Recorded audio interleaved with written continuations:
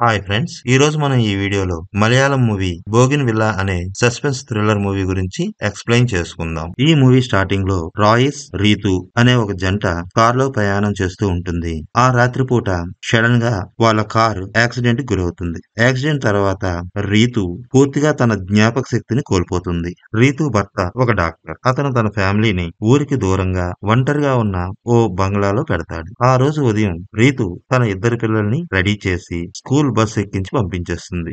ఇది జరిగిన 10 నిమిషాలకే తన పని మనిషి రమాని పిలుస్తుంది. పిల్లలు ఎక్కడా అని అడుగుతుంది. పిల్లలు స్కూల్కి వెళ్ళిపోయి 10 నిమిషాలు అవుతుందమ్మా, మీరే పంపించారు అని రమ రీతుతో చెప్తుంది. రీతు ఏదో ఆలోచిస్తూ పిల్లలుండే గదిలోనికి వెళ్తుంది. అక్కడ పిల్లలు ఉండరు. నిజంగా నేనే పంపించానా అని మళ్ళీ రమని రీతు అడుగుతుంది. అవునక్క, నువ్వే పంపించావని ఆ పని మనిషి రీతుతో చెప్తుంది. రీతు కామ్ గా తన గదిలోకి వెళ్లి తన డైరీని ఓపెన్ చేస్తుంది. ఆ డైరీలో రీతు తన డీటెయిల్స్ అన్ని రాసుకుని ఉంటుంది. తనకి యాక్సిడెంట్ జరగడం, తర్వాత జరిగిన పరిణామాలు, తన ఇద్దరు పిల్లల గురించి ఆ డైరీలో రాసుకుంటుంది. ఎప్పుడూ ఏదో ఆలోచిస్తూ చాలా మౌనంగా ఉండే రీతు తన గదిలో తనకు తోచిన పెయింటింగ్స్ వేసుకుంటూ ఉంటుంది. ప్రతిరోజు తన భర్త హాస్పిటల్కి వెళ్లేటప్పుడు తన గేటు దగ్గర నిలబడి అలాగే తన కారుని చూస్తూ ఉంటది. కానీ సాయంత్రం తిరిగి అతని ఇంటికి వచ్చిన తర్వాత అతనెవరో గుర్తు తెలియని వ్యక్తిగా ప్రవర్తిస్తూ ఉంటుంది. ఇదే విషయాన్ని తన భర్త రాయిస్ తన తోటి డాక్టర్తో చెప్పుకొని బాధపడుతూ ఉంటాడు.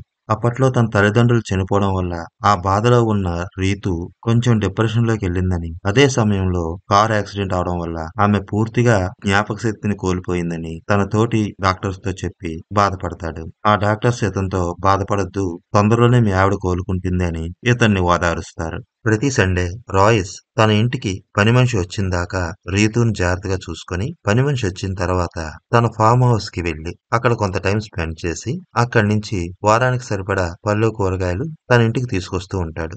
రీతు ఎప్పుడూ కూడా ఒకేలాంటి పెయింటింగ్స్ వేస్తూ ఉంటుంది. ఆమె వేసే పెయింటింగ్స్ ని వాళ్ళ ఆయనే పిల్లాడి ద్వారా కొనిపిస్తూ ఉంటాడు. ఆమె వేసిన పెయింటింగ్స్ ని తన ఫామ్ హౌస్ అయిన బాంటన్ విల్లాలో దాచిపెడుతూ ఉంటాడు. రీతు తన భర్త రాయిస్ తో, ఇలా ఒంటరిగా ఉన్న ఇళ్లలోనే దొంగలు పడుతూ ఉన్నారు, నేను న్యూస్ లో చూస్తూ ఉన్నా, ఎందుకైనా మంచిది మన ఇంటి చుట్టూ సీసీ కెమెరాలు ఏర్పరచుదాం అని అడుగుతుంది. అతను కూడా సరే రేపే ఆ పని చేద్దామని రీతుతో అంటాడు. తర్వాత రోజు సీసీ కెమెరాలు బిగించడానికి ఆ ఇంటికి ఓ 4 టెక్నీషియన్స్ వస్తారు. రీతు వాళ్ళ ఆయన వాళ్ళని రిసీవ్ చేసుకుంటాడు. వాళ్ళకి జ్యూస్ కలిపి ఇవ్వమని రీతుతో చెప్తాడు. రీతు అలా అని చెప్పి కిచెన్ లోకి వెళ్తుంది. కొంతసేపటికి ఈ టెక్నీషియన్స్ వంటగదిలో సీసీ క్యామ్ బిగించడం కోసమని వెళ్తారు. వాళ్ళని చూసిన రీతు వాళ్ళు ఎవరనే సంగతిని మర్చిపోతుంది. వాళ్ళెవరో తనని అటాక్ చేయడానికి వచ్చారని భావిస్తుంది. అక్కడే ఉన్న కత్తిని తీసి వాళ్ళకి చూపిస్తూ పెద్దగా అరుస్తూ ఉంటుంది. సడన్ గా ఆమెలో వచ్చిన ఈ మార్పును చూసి ఆ 4 టెక్నీషియన్స్ భయపడిపోతారు. ఆ కేకలు విని కిచెన్ లోకి వచ్చిన రీతు వాళ్ళ ఆయన రీతుని సముదాయించి తనని అక్కడి నుంచి వాళ్ళ బెడ్రూమ్ లోకి తీసుకుపోతాడు. రాయిస్ తన భార్యని అంత ప్రేమగా చూసుకోవడాన్ని చూసి నిజంగా రీతు చాలా అదృష్టవంతురాలని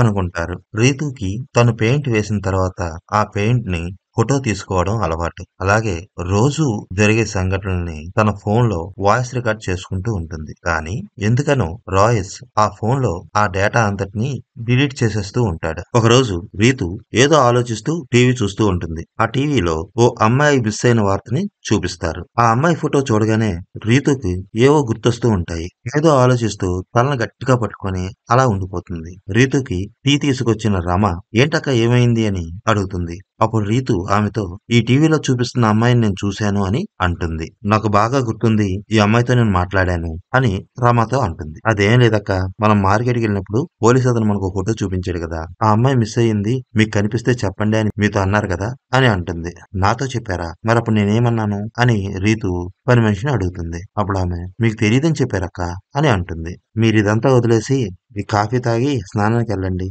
అని రీతుకి కాఫీ ఇచ్చి అక్కడి నుంచి వెళ్ళిపోతుంది. లేదు, ఈ అమ్మాయి నాకు బాగా తెలుసు అని రీతు తనలో తనే చిన్నగా గొనుక్కుంటుంది. ఆ రోజు రాత్రి వీళ్ళ ఇంట్లోకి ఓ దొంగ వస్తాడు. రీతు రాయస్ల మీద అటాక్ చేస్తాడు. ఈ అటాక్ లో రాయిస్ తలకి బలమైన దెబ్బ తగులుతుంది. తర్వాత రోజు ఉదయం రాయిస్ తన హాస్పిటల్లో తనకు తగిలిన దెబ్బకి ట్రీట్మెంట్ చేయించుకుంటాడు. అక్కడ డాక్టర్ మీ ఇంట్లో దొంగపడిన విషయం పోలీసులు కంప్లైంట్ చేయలేకపోయావా అని అడుగుతాడు. ఇంట్లో వస్తువులేం పోలేదు కదా, ఇంకా పోలీస్ కేసు అని లేనిపోని టెన్షన్ ఎందుకని కంప్లైంట్ ఇవ్వలేదు అని సమాధానమిస్తాడు రాయిస్. ఆ రోజు సాయంత్రం రాయిస్ వేరే కారులో తన ఇంటికి వస్తాడు. రాయిస్ ఇంటికొచ్చింది మన కారులో కాదన్న విషయాన్ని రీతు గుర్తుపడుతుంది.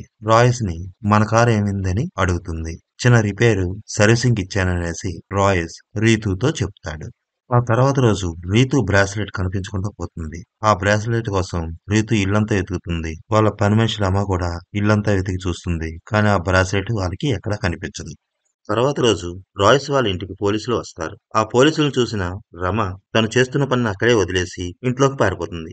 పోలీసులను చూసిన రాయస్ ఇంటి తలుపులు తీసుకుని బయటకు వస్తాడు. వచ్చిన వారిలో ఒకతను నేను ఏసీపీనని తను తాను పరిచయం చేసుకుంటాడు. అతని సెల్ ఫోన్ లో ఉన్న రీతు ఫోటోని రాయ్స్ కి చూపించి ఈమె మీకు తెలుసా అని అడుగుతాడు. ఈవిడ నా వైఫ్ అండి అని అతనికి సమాధానం చెప్తాడు. ఓ అలానా అంటూ పోలీసులు ఇంట్లోకి వస్తారు. ఆ ఇల్లంతా పరిశీలనగా చూస్తారు. సార్ మీ భార్యని పిలుస్తారా అని రాయ్స్ తో ఆ ఏసీబీ అంటాడు.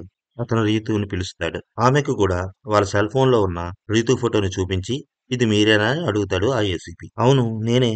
ఈ ప్లేస్ ఎక్కడా అని రీతు పోలీసుల్ని అడుగుతుంది. మీకు తెలిసిన వాళ్ళు ఎవరైనా ఈ కాలేజీలో చదువుతున్నారా అని ఆ ఏసీపీ రీతుని అడుగుతాడు. లేదే అని రీతు సమాధానిస్తుంది. మీరు ఈ కాలేజీ దగ్గర దిగిన ఫోటోనే ఇది. మరి మీరు ఎందుకని ఆ కాలేజీ ఎదురుగా నిల్చున్నారు అని ఆ ఏసీపీ రీతుని అడుగుతాడు. ఆ ప్లేస్ ను గుర్తు చేసుకోవడానికి రీతు చాలా ట్రై చేస్తుంది. ఇంతలో ఆ ఏసీపీ ఒక అమ్మాయి ఫోటోని చూపిస్తాడు. ఈ అమ్మాయి మీకు తెలుసా అని అడుగుతాడు. రీతు ఆ ఫోటోని చాలా తీక్షణంగా చూస్తూ ఈమెను ఎక్కడో చూసినట్లుంది కానీ గుర్తు రావటం లేదు అని రీతు అంటుంది. ఈ అమ్మాయి గత కొంతకాలంగా కనిపించడం లేదు. ఈమె చివరిసారిగా మిమ్మల్నే కలిసింది అని ఆ ఏసీపీ కొంచెం గట్టిగా అడుగుతాడు. రీతుకి ఏం చెప్పాలో అర్థం కాక చాలా ఇబ్బంది పడుతుంది. ఇంతలో రీతు వాళ్ళ భర్త రాయస్ మధ్యలో కల్పించుకొని మీతో కొంచెం మాట్లాడాలి కొద్దిగా పక్కొస్తారా అని ఆ పోలీసుల్ని అడుగుతాడు. తర్వాత రీతు హెల్త్ కండిషన్ గురించి వాళ్ళకి వివరంగా చెప్తాడు. ఆమె మెడికల్ రిపోర్ట్స్ చూపిస్తాడు.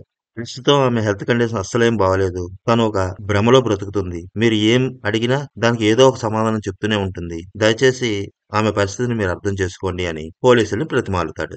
అదంతా విన్న ఏసీపీ సారీ డాక్టర్, తప్పిపోయిన అమ్మాయి ఓ పెద్ద లీడర్ కూతురు. హై ప్రొఫైల్ కేసు అవడం వల్ల మాపై చాలా ప్రెజర్ ఉంది. రేపు ఒకసారి మీ వైఫ్ ని తీసుకుని మా ఆఫీస్కి రండి అని చెప్పి రాయస్ వాళ్ళ ఇంట్లో ఉన్న సీసీటీవీ ఫుటేజ్ ని కలెక్ట్ చేసుకుని వెళ్ళిపోతాడు. తర్వాత రోజు రాయస్ తన భార్యను తీసుకుని ఏసీపీ ఆఫీస్ కి వెళ్తాడు. రీతుని ఆ ఏసీపీ తన రూమ్ లోనికి తీసుకువెళ్లి అతని ల్యాప్టాప్ లో ఉన్న ఆ కాలేజ్ సీసీటీవీ ఫుటేజ్ ని రీతుకు చూపిస్తాడు. ఆ ఫుటేజ్ లో తప్పిపోయిన అమ్మాయి కాలేజ్ నుంచి బయటకు వస్తూ ఉండడం కనిపిస్తుంది. ఆమెను రీతు ఫాలో అవడం కూడా క్లియర్ గా ఉంటుంది. ఈ ఫుటేజ్ ని చూసిన తర్వాత మీకు ఏమైనా గుర్తొస్తుందా అని ఆ ఏసీపీ రీతుని అడుగుతాడు.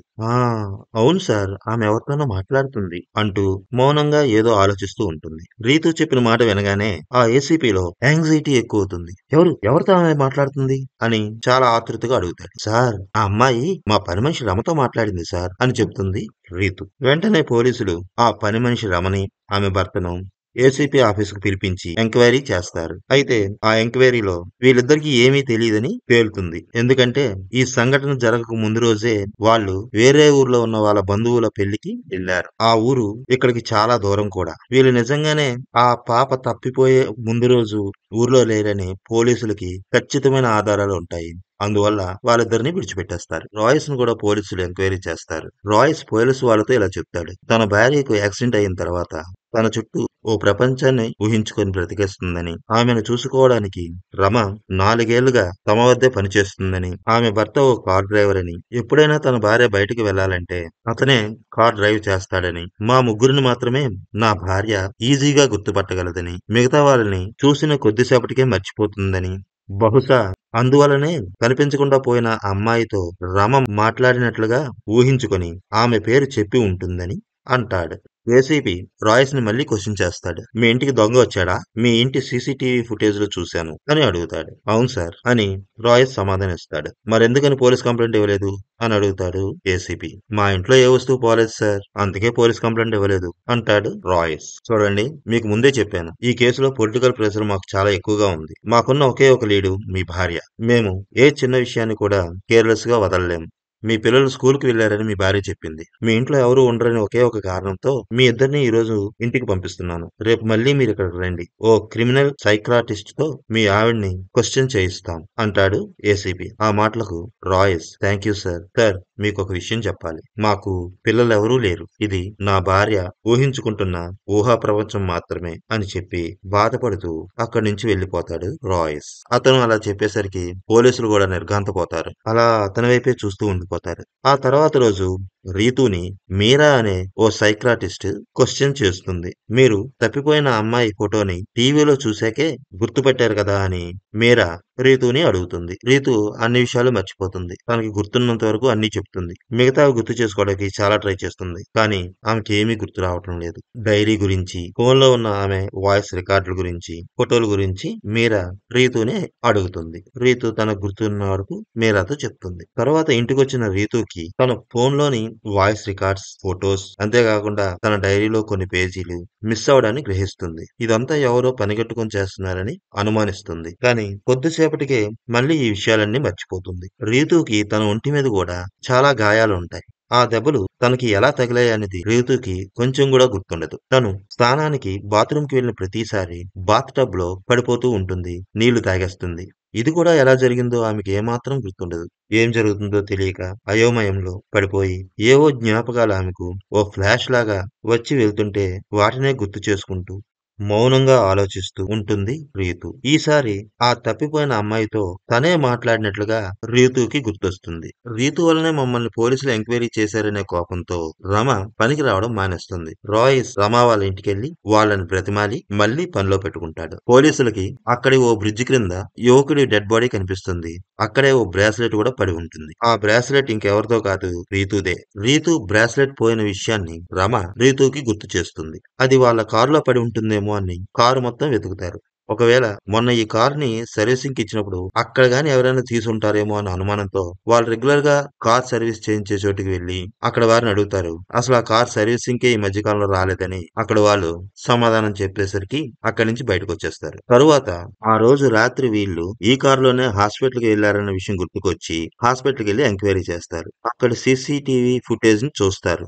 ఆ సీసీటీవీ ఫుటేజ్ చూసిన రమ వాళ్ళ భర్తతో పాటు రీతు కూడా ఆశ్చర్యపోతుంది. ఎందుకంటే ఆ రోజు ఆ కార్ డ్రైవ్ చేసుకుంటూ వచ్చింది ఇంకెవరో కాదు, రీతూనే. నాకు కార్ డ్రైవింగ్ వచ్చా అంటూ రమ వాళ్ళ భర్త వైపు చూసి ఆశ్చర్యంగా అడుగుతుంది. వాళ్లకు ఈమెతో ఏం చెప్పాలో తెలియక తెల్లమొహం వేసుకుని అక్కడి నుంచి తిరిగి ఇంటికి వచ్చేస్తారు. రాయ్స్ ఇంటికి వచ్చాక మన కార్ ని సర్వీసింగ్ కి ఎక్కడ ఇచ్చావంటూ నిలదీస్తుంది రీతు. మనం రెగ్యులర్ గా ఇచ్చే చోటే అని అంటాడు రాయ్స్. నిజం చెప్పు అని రీతు గట్టిగా అడుగుతుంది. ఆ రోజు మన కారు మీద బ్లడ్ ఉంది, అందుకే వేరే చోట ఇచ్చాను అంటాడు. నాకు కార్ డ్రైవ్ చేయడం వచ్చా అని అడుగుతుంది. నువ్వు కార్ డ్రైవ్ చేయగలవు, నేనే నీకు నేర్పాను అంటాడు రాయ్స్. అసలు ఆ రోజు రాత్రి ఏం జరిగిందో నాతో క్లియర్ గా చెప్పు అని అడుగుతుంది రీతు. రీతుతో రాయ్స్ ఇలా చెప్తాడు. ఆ రోజు నేను కళ్ళు తెరిచేసరికి నువ్వు స్పృహ కోల్పోయి ఉన్నావు. నా చేతికి అందిన దాంతో ఆ దొంగోడి మీద అటాక్ చేశాను. వాడు మన నుండి తప్పించుకుని పారిపోతున్నాడు. అప్పుడు వాడిని మన కారులో మనం చేసి చేశాం. వాడు మన నుండి తప్పించుకోవడానికి బ్రిడ్జి మించి దూకేశాడు. అప్పటికి నాకు మెల్లమెల్లగా మైకం కమ్ముకుంది. అప్పుడే నువ్వు కారు నడిపావు, నన్ను హాస్పిటల్లో చేర్పించావు. ఇదే ఆ రోజు జరిగింది. ఈ విషయం నేను ఇది మూడోసారి చెప్పడం నీకు. ప్రతిసారి నువ్వు మర్చిపోతుంటే నేనేం చేయగలను అని అంటాడు. అతని మాటలకు రీతు ఏడుస్తూ సారీ చెప్తుంది. పోలీసులు రీతు వాళ్ళ ఇంటికి వస్తారు. చనిపోయిన దొంగోడి ఫోటోని రీతుకి చూపిస్తారు. ఇతనెవరో నీకు తెలుసా అని అడుగుతారు. నాకు తెలీదు అనే సమాధానం రీతు చెప్తుంది. పోలీస్ అతను రీతుకి బ్రాస్లెట్ చూపించి ఇది మీదే కదా అని అడుగుతాడు. నా బ్రాస్లెట్ నా దగ్గరే ఉందే అని రీతు తన చేతుకున్న బ్రాస్లెట్ ని ఆ పోలీసులకు చూపిస్తుంది. రాయ్స్ రీతుకి ఇంట్లో ఏదో పనుందని చెప్పి పంపించేస్తాడు. ఆమె వెళ్ళిపోయాక పోలీసులతో ఇలా అంటాడు. ఈ ఫోటోలో ఉన్న అతను మా ఇంటికి దొంగతనంకి వచ్చిన వ్యక్తి. ఈ బ్రాస్లెట్ ఆ రోజు నుంచే మా ఇంట్లో కనిపించకుండా పోయింది. ఈ బ్రాస్లెట్ ని నా వైఫ్ కి నేను గిఫ్ట్ గా ఇచ్చాను. ఈ బ్రేస్లెట్ పోవడంతో ఆమె చాలా పానిక్ అయిపోయింది. అందుకనే అలాంటిదే వేరొకటి కొత్తది కొనిచ్చేశాను అని పోలీసులతో చెప్తాడు. ఆ రోజు రాత్రి కారులో మీరిద్దరు ఎక్కడికి వెళ్లారు అని అడుగుతాడు పోలీస్ అతను. ఆ రోజు మాకు దెబ్బలు తగిలాయి. నా తలకు కూడా పెద్ద గాయమైంది.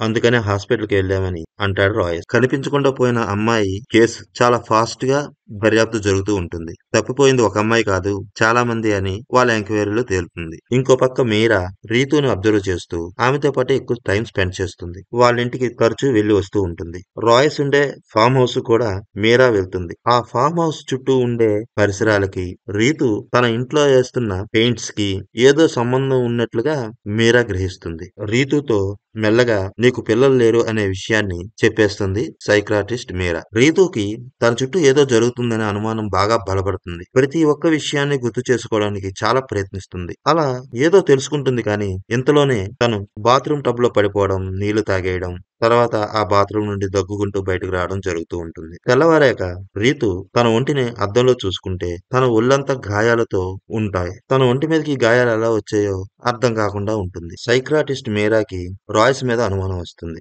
ఇంకో పక్క రీతు తన ఒంటి మీద గాయాలు ఎలాగొచ్చాయో ఖచ్చితంగా తెలుసుకోవాలనే పట్టుదలతో సీసీటీవీ ఫుటేజ్ ని చాలా క్షుణ్ణంగా పరిశీలిస్తుంది. తను ప్రతిరోజు రాసుకుంటున్న విషయాల్ని తన భర్తే మాయం చేస్తున్నాడని తెలుసుకుంటుంది. అలా ఆ ఫుటేజ్ ని చూస్తున్న ఆమెకు ఎందుకో గాని తన భర్త మీద అనుమానం వస్తుంది. అతను ఎక్కడా అని రమని అడుగుతుంది. ఫామ్ హౌస్ కి వెళ్లారు అని చెప్తుంది రమ. వెంటనే రమను తోడు తీసుకొని ఫామ్ హౌస్ కు బయలుదేరుతుంది రీతు. ఫామ్ హౌస్ కు వచ్చిన రీతు రమలను కూర్చోమని చెప్పి ఆ గది బయటకు వచ్చి గడియ పెట్టేస్తాడు రాయస్. కారు దగ్గర నిల్చుని ఉన్న రమ వాళ్ళ ఆయన దగ్గరికి వచ్చి సడన్ గా అతనిపై అటాక్ చేస్తాడు. అలా అతనిపై సడన్ గా అటాక్ చేయడాన్ని ఫామ్ హౌస్ లో నుండి చూస్తున్న రీతు రమణులు చాలా కంగారు పడతారు. తలుపు తీయబోతే బయట నుంచి గడేసి ఉంటుంది. ఎలాగోలా ఆ తలుపులు బద్దలు కొట్టుకుని రాయస్ దగ్గరికి వచ్చి అతను ఆపబోతారు. కానీ వీళ్ళిద్దరిపై అటాక్ చేయబోతాడు.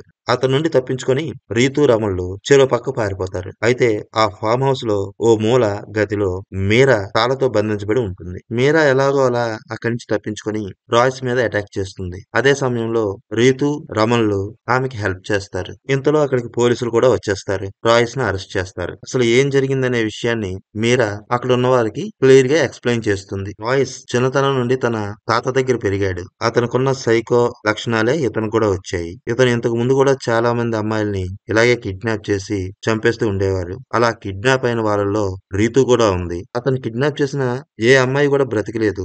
ఒక్క రీతు తప్ప. రీతు కూడా బ్రతికుండడానికి కారణం ఆమెకున్న మతిమరుపు ప్రాబ్లం వల్లనే. ఈమెను ముందు తన భార్యగా నమ్మించాడు. చుట్టుపక్కల ఉన్న సమాజాన్ని కూడా నమ్మించుకుంటూ వచ్చాడు.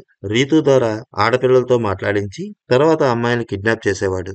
రీతు నీళ్ళలో పడితే వెంటనే తను జరిగిన విషయాలన్నీ మర్చిపోతుంది. ఆమెకు రాయ్స్ గురించి ఏమాత్రం గుర్తుకొచ్చినా వెంటనే రాయ్స్ ఆమెను అతి దారుణంగా కొట్టి బాత్రూమ్ లో ఉన్న బాత్ టబ్ లోని ముంచేసేవాడు. అలా 2-3 సార్లు ఒకేసారి ఊపిరాడనంతగా ఆమెను ముంచేసరికి ఆ టబ్ లో నీళ్లు కూడా ఆమె తాగేసి ఉక్కిరి బిక్కిరి అయిపోయి జరిగిందంతా మర్చిపోయేది. రీతు కూడా ఈ గదిలో చాలా రోజులు టార్చర్ అనుభవించింది. అందుకే ఆమె వేసే ప్రతి పెయింట్ లోనూ ఇక్కడున్న పరిసరాలే పదే పదే వేసేది.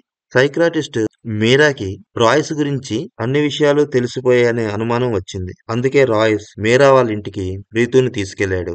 మీరాని ఇంటి నుంచి బయటకు రప్పించాడు. తర్వాత ఆమెకు మత్తు మందిచ్చి తన ఫామ్ హౌస్ కు తీసుకుపోయాడు. అయితే అతను ఊహించిన విషయం ఏంటంటే ఈ విషయాన్ని రీతు కూడా కనిపెట్టేస్తదని. చివరికి ఇలా దొరికిపోయాడు అని చెప్తుంది మీరా.